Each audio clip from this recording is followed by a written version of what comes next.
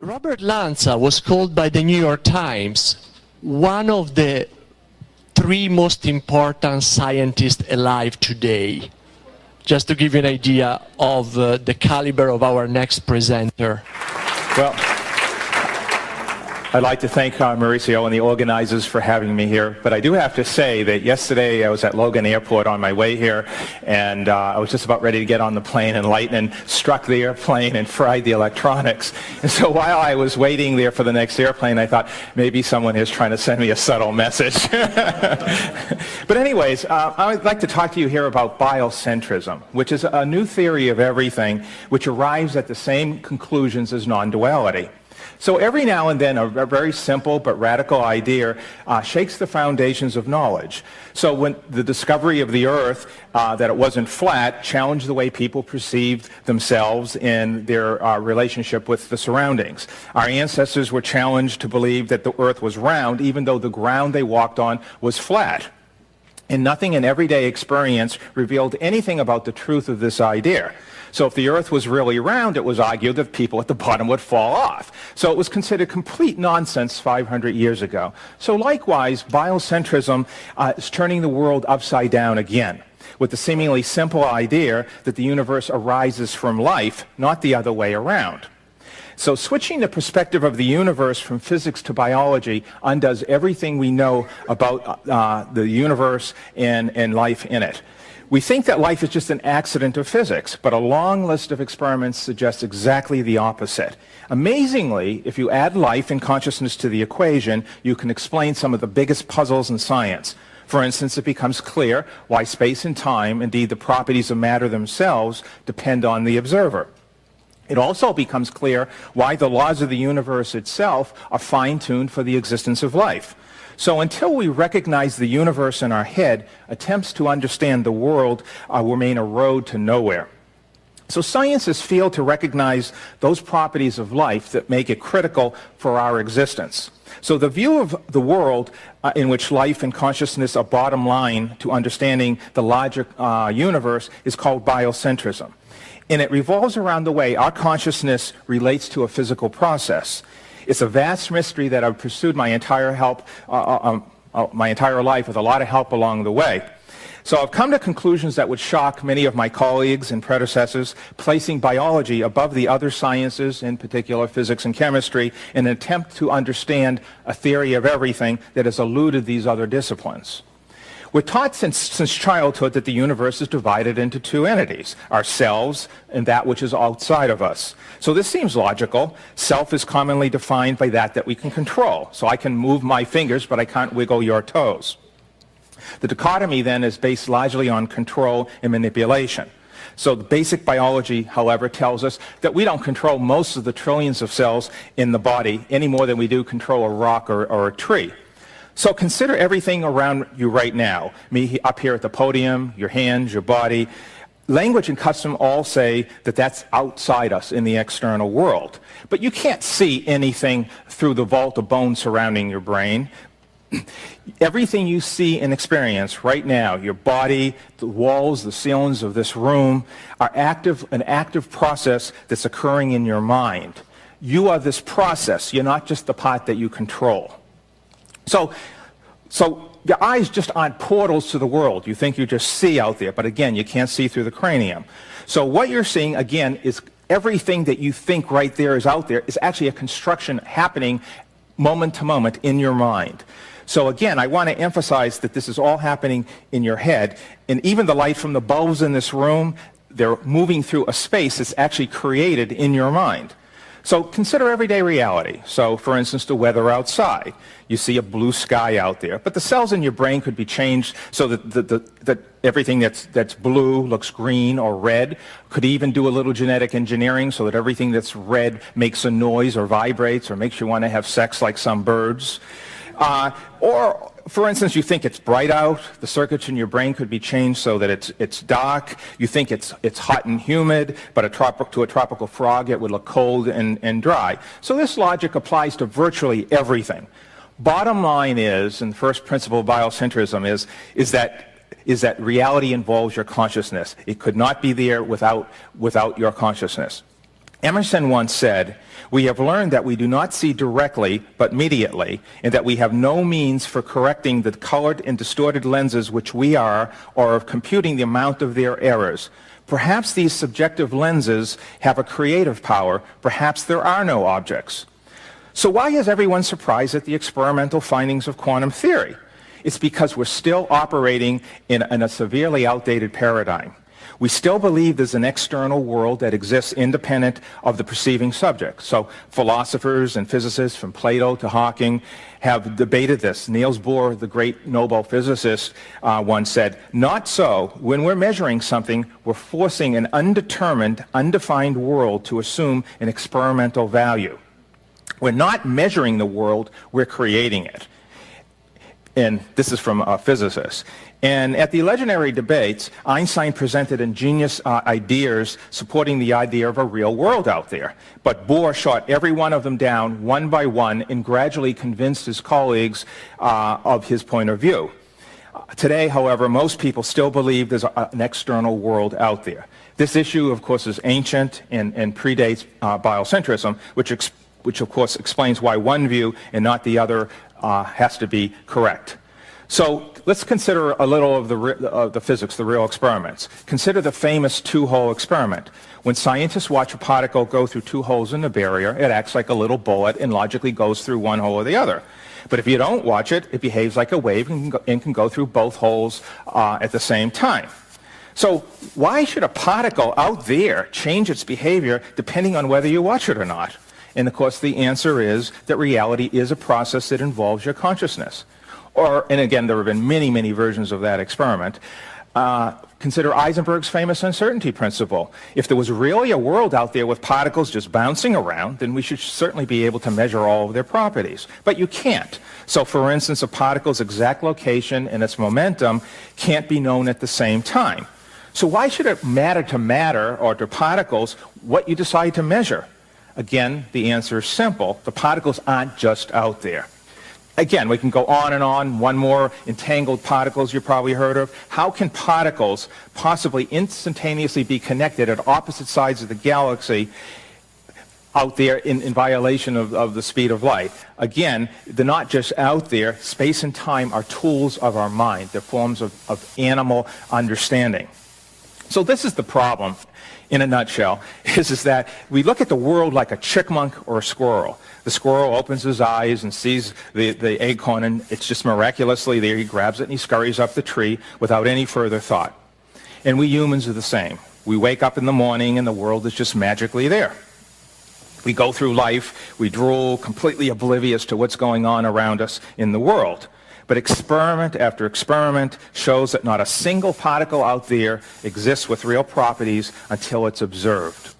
So it doesn't take a genius to realize that reality is a process, again, that involves consciousness. So what we need to do is replace the old physics with a new biology. Space and time aren't these hard, cold objects out there, sort of like the pebbles and the shells you pick up along a seashore. No, wave your hand through the air. If you take everything away, what's left? Nothing. And the same thing is for time. You can't put it in a bottle like milk. So again, all of experience is just information that's occurring inside your mind, and space and time are the mind's tools for putting it all together. We even do it in dreams with your eyes closed. You can be on the beach with bright lights just as real as we are here in this room. Your mind has the ability to create space and time just like it does in dreams. And in schizophrenics, anyone who may be a doctor realizes that those patients see people right beside them and reality just like this, just as real as you and I right now. But that's just part of the equation. Again, you have to look at what's going on in science, not just with the experiments, but in terms of observation. So it turns out that biocentrism may be the only rational way to explain the structure of the universe itself. So the cosmos, it turns out, has a long list of traits that make it appear as if everything was exactly tailor-made just for us. And some are calling this the Goldilocks Principles, after the old nursery tale of the three bears who try different bowls of porridge. Some of the bowls are too hot, some are too cold. And the bears also try different chairs and beds. And each time the third bear finds that everything is just right. So likewise, the cosmos has an incredibly unlikely list of traits that make it not to this, not to that, for life to exist. So for instance, the Big Bang, if it was 1 part in a millionth more powerful, it would have rushed out too fast for galaxies and worlds to be here. Again, the result, no us. If the strong nuclear force would decrease by 2%, atomic nuclei would not hold together. Plain vanilla hydrogen would be the only element in the universe. Again, if the gravitational constant were decreased just a hair, stars, including the sun, wouldn't ignite. There are over 200 parameters so exact. These could be any number, anything, but they're exactly just right for life to exist. And so, again, if you tweak any of them, you never existed. So none of these are predicted by any theories, and they all seem exactly carefully to allow for life. And of course, you know, it's been hijacked by intelligent design folks, but it doesn't mitigate the problem of why these constants are all exactly one way when they could be millions of other parameters. So one way is to say God did it, and the only scientific explanation is something called the so-called anthropic principle, which says that we must find these conditions because if we're alive, what else could we find? Well, of course, that really isn't an explanation. That's unless you say there are an infinite number of universes, and we just happen to live in the one lucky one where all the parameters,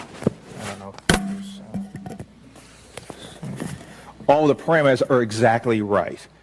And again, just one in a gazillion. Certainly we can do better than that.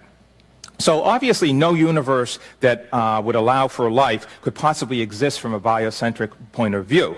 The universe and all of its parameters simply reflect the spatial temporal logic of the animal observer. So it turns out the long sought after theory of everything is really just merely missing one important component that was too close to us to have noticed.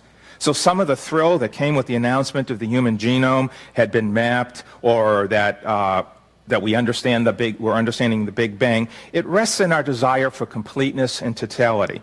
So these comprehensive theories, all of them, feel right now to take into account one critical factor, and that is that we're creating them. We're the biological creature that fashions the stories, that makes the observations, and it gives names to things. And therein lies the great expanse of our errors. And that is that science hasn't confronted the one thing that's most familiar and most mysterious, and that is, of course, consciousness. So for several centuries, a single mindset has dominated scientific thought. This model has had countless insights and applications that have transformed all of our lives. But it's now reached the end of its useful life. This old model proposes that the universe was until recently just a lifeless collection of particles just bouncing around each other. And they were following these predetermined rules that were mysterious in their origin. And the universe was presented like this watch that had somehow wound up and then now is unwinding and allowing for a little quantum uncertainty, will unwind in a semi-predictable way. Of course, there are lots of problems with this paradigm, some that are obvious, others that are really mentioned, but just as fundamental. But the overarching problem involves life. How life arose originally is still an unknown process, even though we can follow it and apprehend what's been going on since through Darwinian mechanisms. The bigger problem is that life contains consciousness, which is, to say the least, poorly understood. So consciousness isn't just a problem, though, for us biologists. It's a problem for physics. And there's nothing in physics that can explain, as you've already heard over and over, how a group of molecules in the brain creates consciousness. So the beauty of the sunset, the taste of a delicious meal, these are all mysteries to science, how we subjectively feel that. So how can something we can, like in neuroscience, we can pin down in the brain where parts of these occur. But what's really worse is that science can't explain how how consciousness arrives from matter. So our understanding of this most basic phenomenon is virtually nil. Interestingly, most of the models of physics don't even recognize this as a problem. But let's put aside all the life and consciousness issues. The current model scientific paradigm leaves a lot to be desired when coming to try to explain the fundamentals of our universe. The universe, indeed, all the laws of nature themselves just suddenly popped out of nothing one day for no apparent reason. And we call this titanic event the Big Bang. And we don't even begin to understand the Big Bang, even though we keep tinkering with all the different parameters in expansion, for instance. But again, the Big Bang, we all know, is really not an explanation at all. At some point, virtually everyone has thought, this doesn't really work, this doesn't really explain anything fundamentally, not really. So when it comes right down to it, science is amazingly good at figuring out how the parts work. But what eludes us is the big picture. We create these exquisite technologies from our ever-expanding knowledge of the physical processes. We do badly in just one area, which unfortunately encompasses all bottom-line issues. And that is, what is the nature of this thing we call reality, this universe as a whole? In any honest summary of the current state of explaining the universe as a whole, it's a swamp. And this Everglade is one where alligators of common sense have to be evaded at every turn. So some scientists insist that the theory of everything is just around the corner and that we'll eventually know everything, and any day now. And this isn't going to happen, and it hasn't happened for a reason. And that is because we've shunted a very critical component out of our view, and that component, of course, is consciousness. And it's not just a small item. It's not like anything else. Indeed, it's nothing like anything else. Consciousness is awareness, it's perception, and in an utter mystery, we think it somehow just arises from goo. So how did inert, random bits of carbon ever morph into that Chinese guy who always wins the hot dog eating contest? So in short, the attempt to explain the universe, its origins, its parameters, and what's really going on requires us to understand how the observer, us, how our presence plays a role. So at first this may seem impossible, since much of consciousness still is mysterious. But as we shall see, we can use what we know and what we are increasingly learning to formulate models of the universe that make more sense for the first time. So undeniably, it's the biological creature that makes the observations, that creates the theories. And our entire education system, indeed the construction of language itself, revolves around that bottom line mindset that assumes there's a separate universe out there, which each of us individually arrives at on a very temporary basis.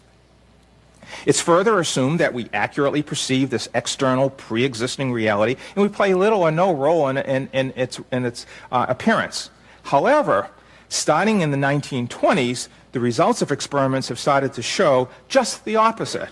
So the observer, it turns out, critically influences the outcome. An electron, again, as I mentioned earlier, can be both a particle and a wave. But how, and more importantly, where that particle will be located, depends on the actual act of observation itself.